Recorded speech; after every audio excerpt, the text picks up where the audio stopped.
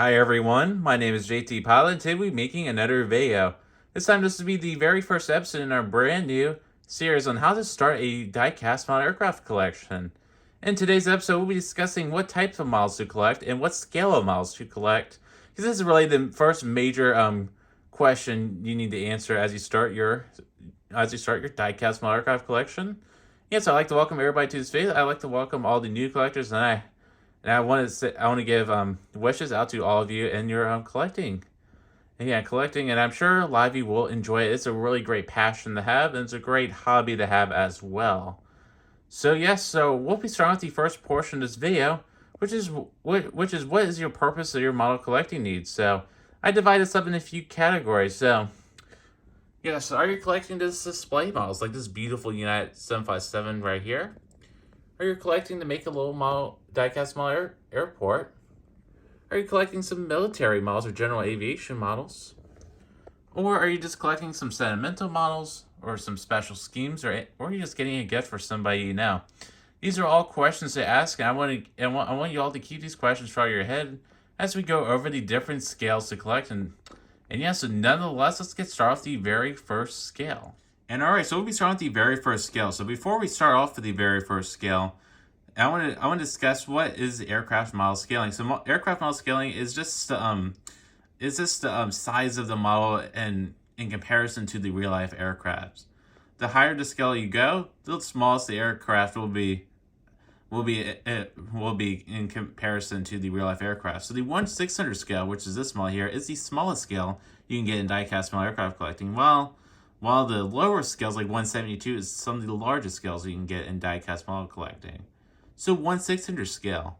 So 1/600 scale is the smallest scale. It's one of the oldest scales because yes, and these models are mostly from the late 20th century, around the 1980s and 1990s, and these. And 1/600 scale, the major players in that is Shabak. They were a major brand in the 1/600 scale.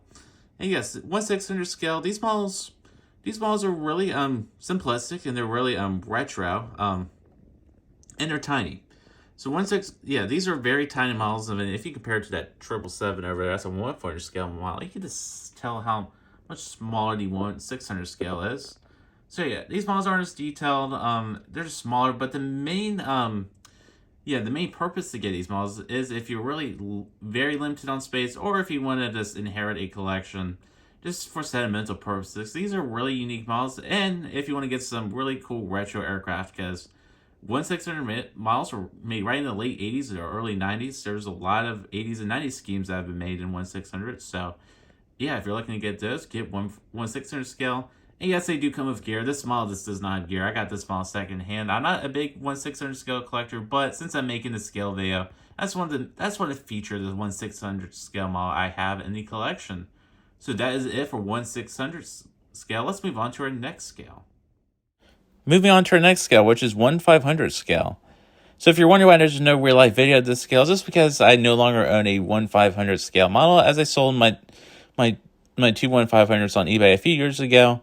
But if I still had them, I would have shown them. But you'll just be seeing a Herpa image of this, the Delta 777-200LR, which I used to own. So, yes. So 1/500 scale models. So these models, they're slightly larger than 1/600 models. They're still small, but they're really good for creating a limited space airport. That's the main purpose of these. And Herpa's created a great selection of 1/500 scale airport accessories. So these models they're small, and they have limited details. They do have plastic landing gear, no antennas or anything like that. But Herpa still releases 1/500 models every few months. So there is there's a massive community out there of 1/500 scale collectors. And yes, and 1/500 models are really good for European collectors because Herpa releases a wide variety of 1/500 scale models. So that is really good. And yes, and Herpa releases other models as well, 1/500. And Herpa models is the sole 1/500 scale player in the model industry. There's really no other 1/500 scale manufacturers out there. Other manufacturers have done a limited selection of them, but Herpa is the main manufacturer to get your 1/500 scale models from. So that is it for this scale.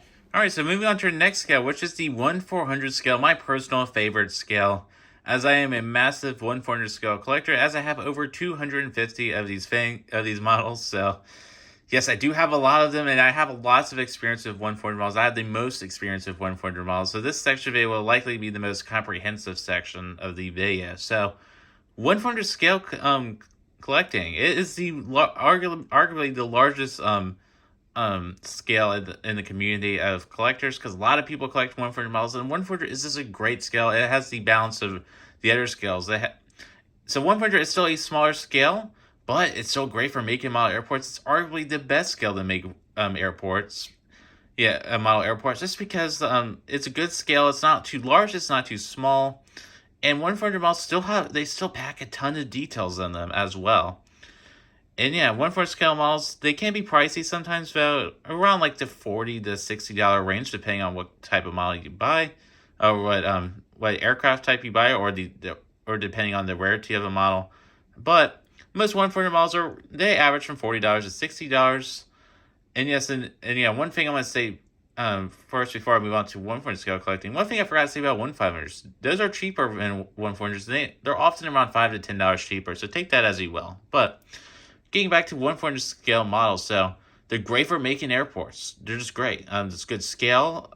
They have a lot of details. 1/400s are great just because there's a lot of variety in the scale. Lots of manufacturers. So manufacturers, you got 1/400, you got NG models, Gemini jets, you got JC Wings, Phoenix, and then you also got Panda models and various retailer exclusive brands, and you got Aero Classics. So there's lots of brands, and more information about the brands will be featured in our next How to Start a Collection video, which will be talking about this brands in the 1/4 scale and other scales as well. But that'll be in the next video. But yes, but in this video, 1/4 scale models, they have a lot of manufacturers you can buy your models from, and there's a good retailer network as well to buy your models from.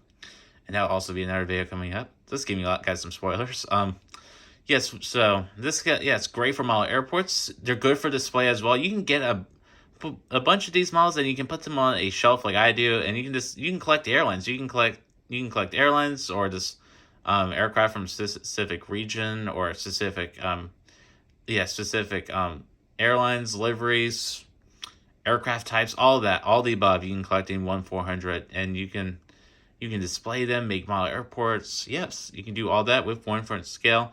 The only downside to 1/4 scale models is that they are smaller, and they may come with some QC issues, but that can be said for most scales. But 1/4 models especially have a lot of QC issues, just because they're just smaller, and parts can easily fall off, just because they're just smaller. But yes, and I did display some aircraft in 1/400. I do have 250 1/400 models, but I just displayed some different types of 1/400 models, so you guys can see the scaling of them. So you got the Embraer E195 there, so a regional jet there. You got the United 757-200 Hurrah here livery, so that's a 757. And you got a 777 there. And then you can see there's the 1-200 counterparts to these two 1/400s there. So you can see the size difference there between the two scales there. But overall, 1/400 is a great scale.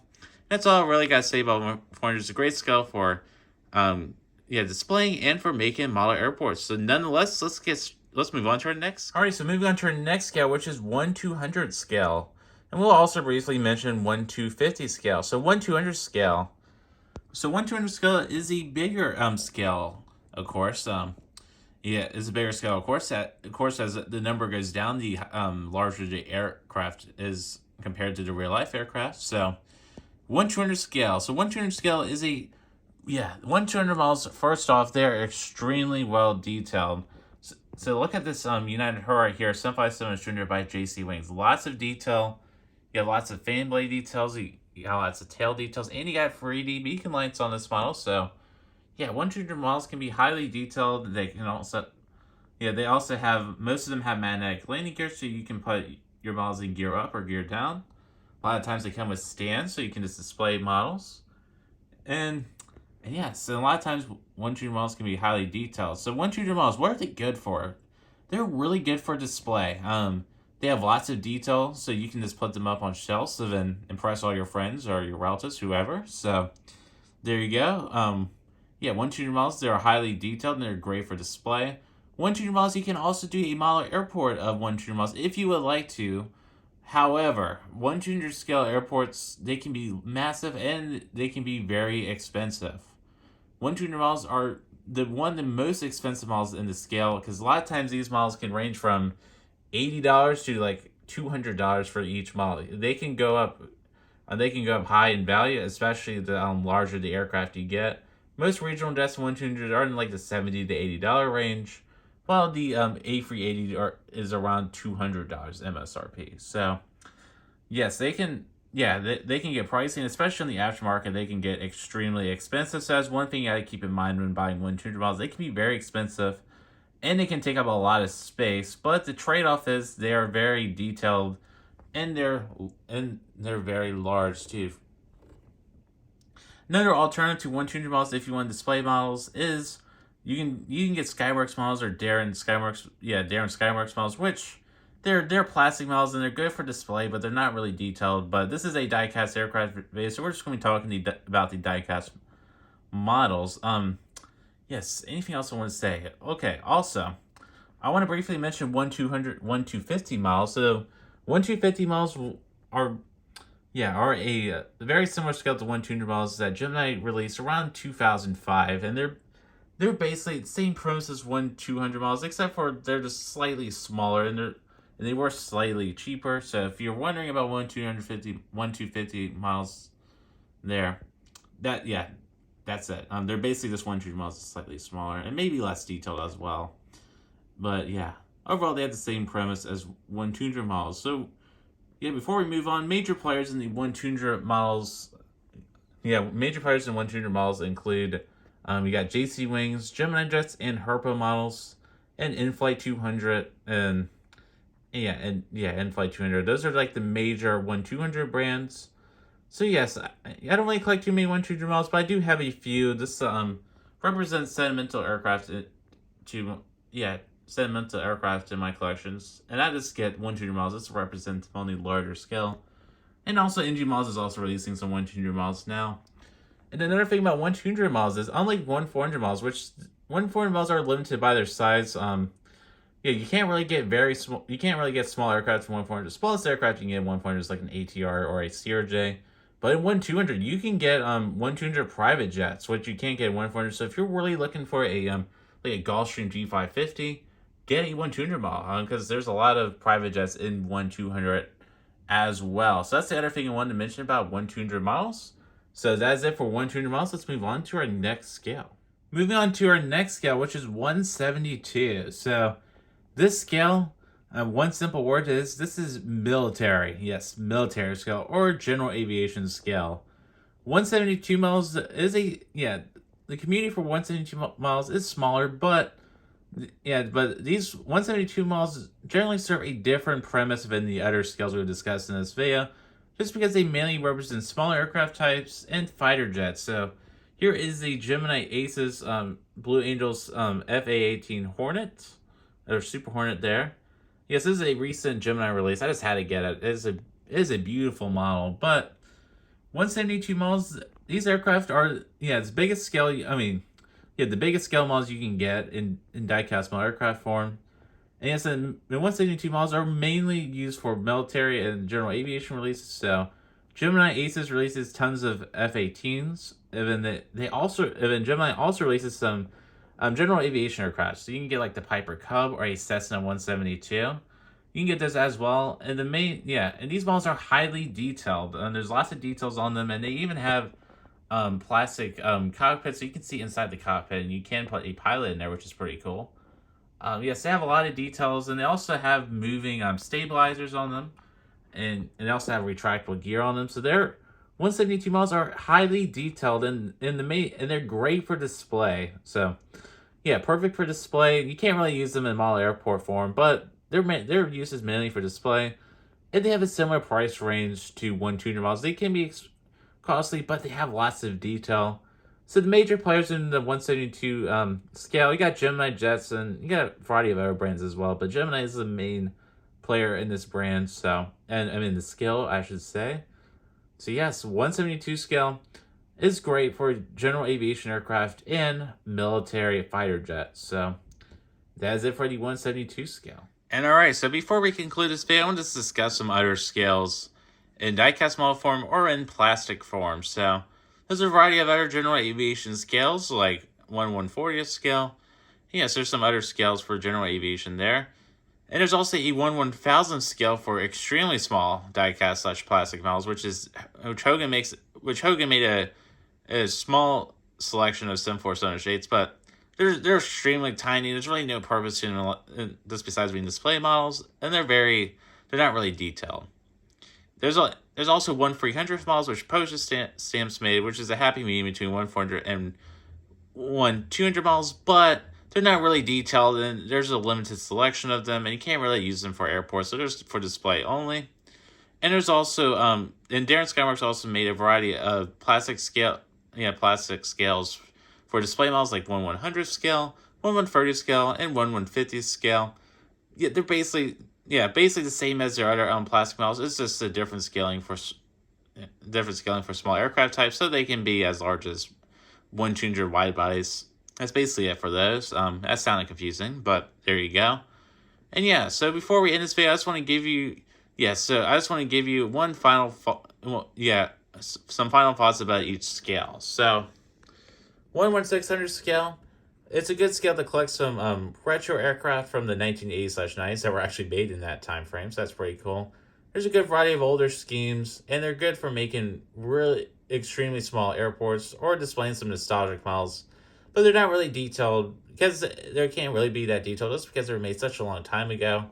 But yeah, but it's 1/600 is still a great scale, and it's one of the first scales you could collect as a model collector way back in the day.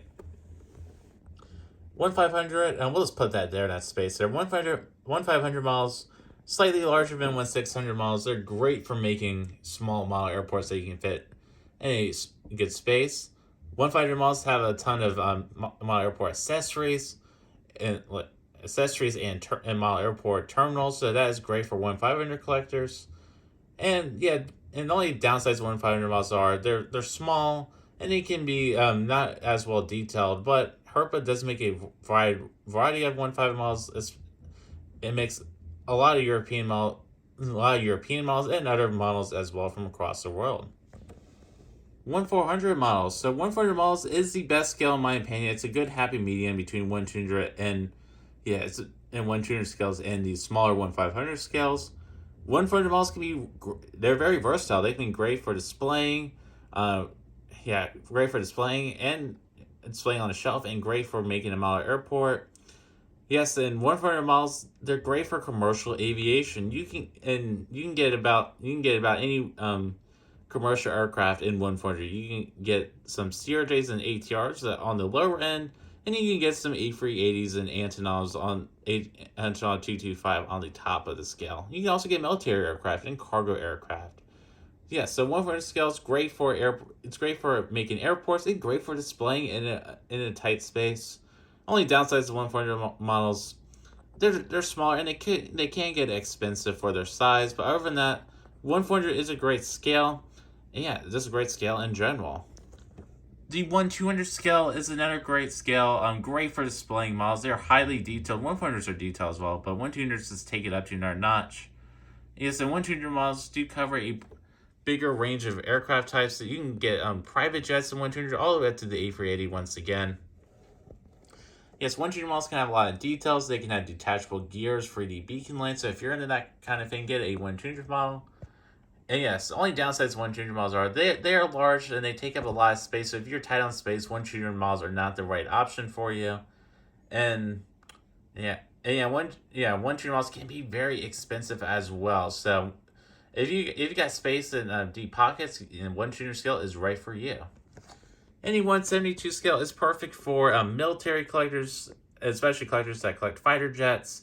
And 172 is great for general aviation aircraft as well. I wish I had a 172 general aviation model to show you guys, like a Cessna 172. But that is it for this video. So I'd like to thank you all so much for watching this video. And I want to give you guys the biggest